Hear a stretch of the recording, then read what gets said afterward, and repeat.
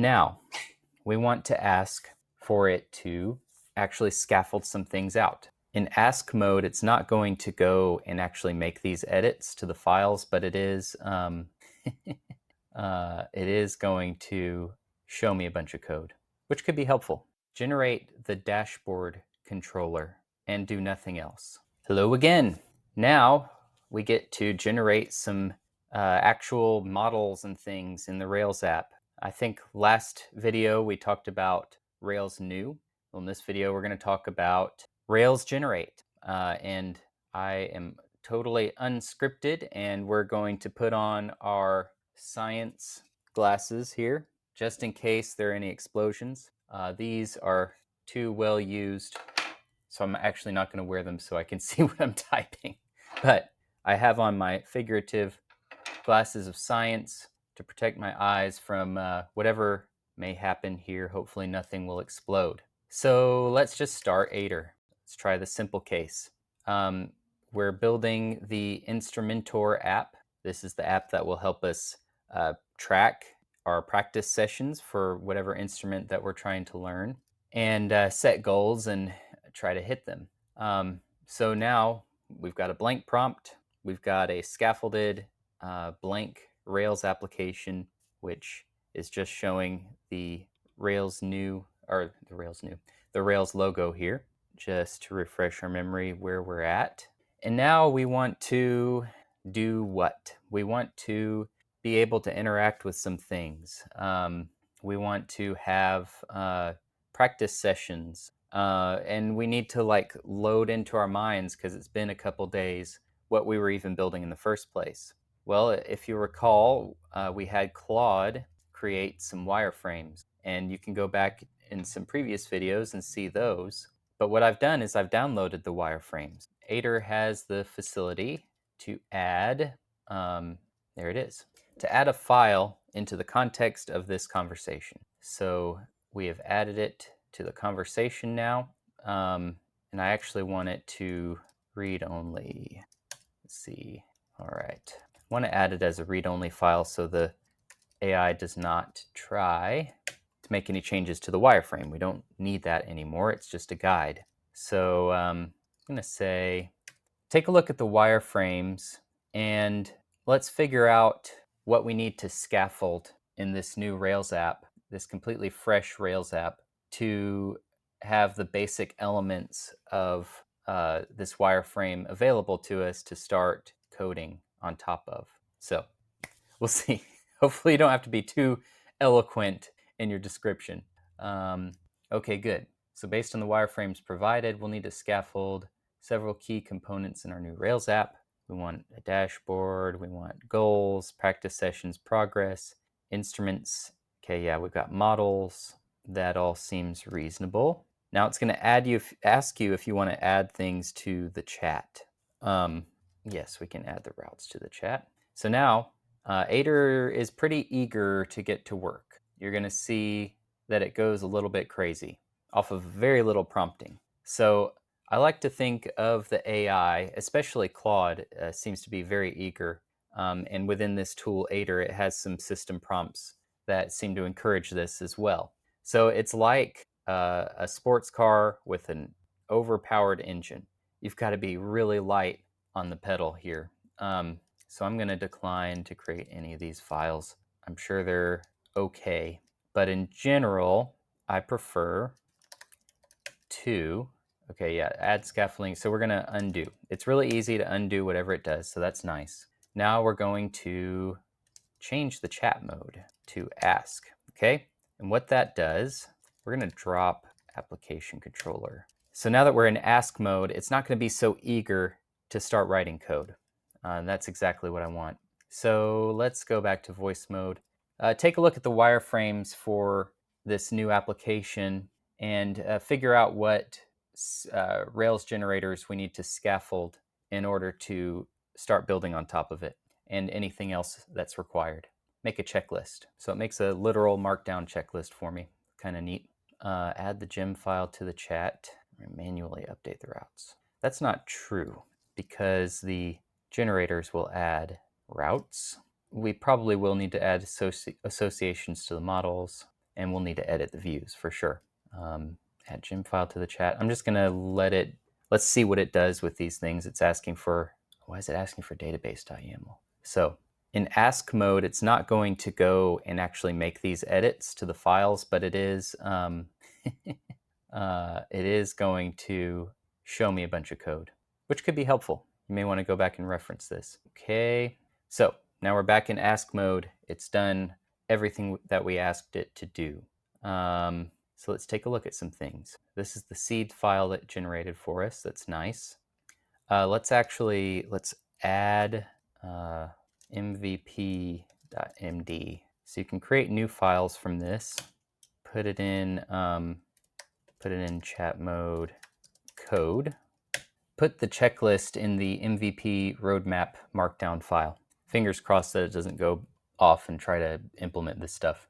Okay, good. If you give it an atomic command, sometimes it will still do more than you ask it to do. It tries very hard to be helpful, which I appreciate, but it's just too much. It's overwhelming.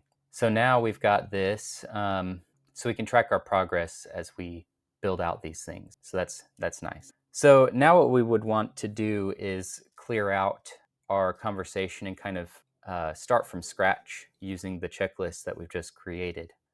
You don't want to add too much baggage to a single conversation. The Aider application or the Aider prompting logic seems to try to optimize that as much as possible, but we've picked up a bunch of files along the way here. We've got a gem file, config, database, route. We've got a bunch of things in here that we don't need anymore. It doesn't need that context as much to do the things that it needs to do here. So there's a couple ways you can do this. You can quit Aider and start it back up. You can drop specific files. So we could drop gem file. We don't need database.yaml. I don't know why it asked for that. We'll add seeds later when we're ready to create those. So now our list of files is looking more reasonable. Let's add DB schema. This may have been, I haven't even built a database yet, so there is no schema. This may have been what it was actually trying to get instead of database.yaml. I'm not sure.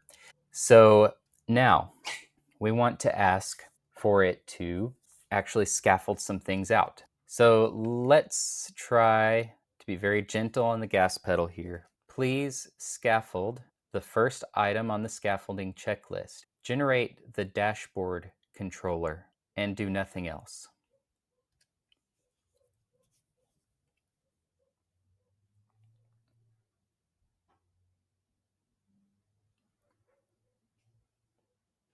Okay, so now we've got our Rails generate command here. Sure. So now if we go to our app. Okay, so here's what our Rails app looks like. We've just generated the new dashboard. What I'd like to do is for the root page to point at our new dashboard page. So let's tell the AI to do that. Change the dashboard, change the root URL for this app to point to the dashboard.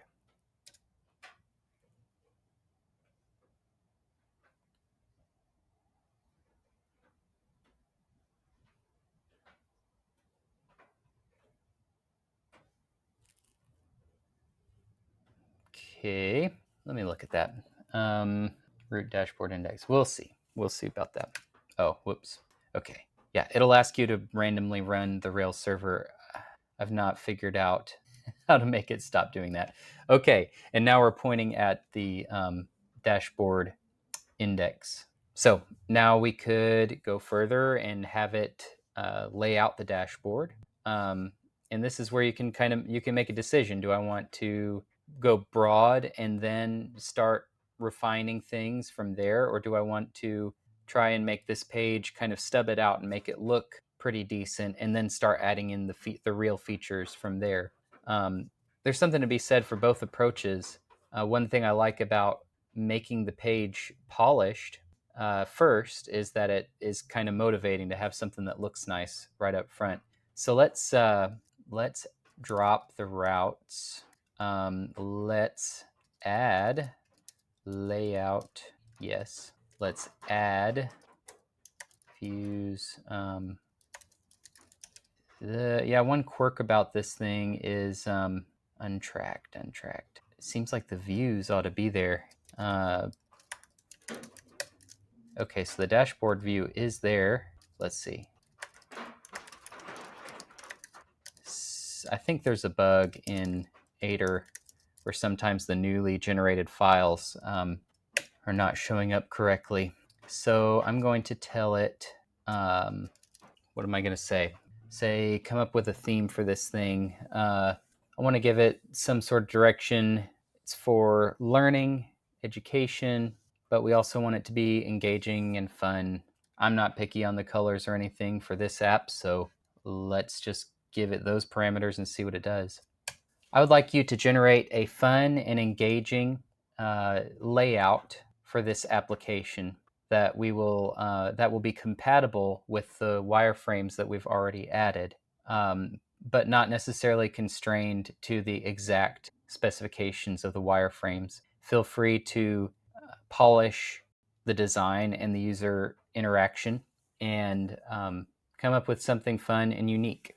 This is always kind of an exciting part to see what in the world it comes up with for the design. I didn't tell it Tailwind, but it should pick up on that because it's already mentioned. Now we're getting the dashboard, and it's just so nice to not have typed all that or had to go find a template or something. But your mileage may vary. Sometimes it goes a little off the rails. All right, the big reveal, or not the big reveal, because rake Tailwind CSS will just watch. Hey, not bad. It's even got, isn't that the default logo that the Tailwind UI templates? That's a little suspicious. So we've got recent goals, view all goals, start a practice, total practice time, practice streak, change instrument. Interesting. Okay, it looks absolutely reasonable. So now we've got our dashboard page all scaffolded out.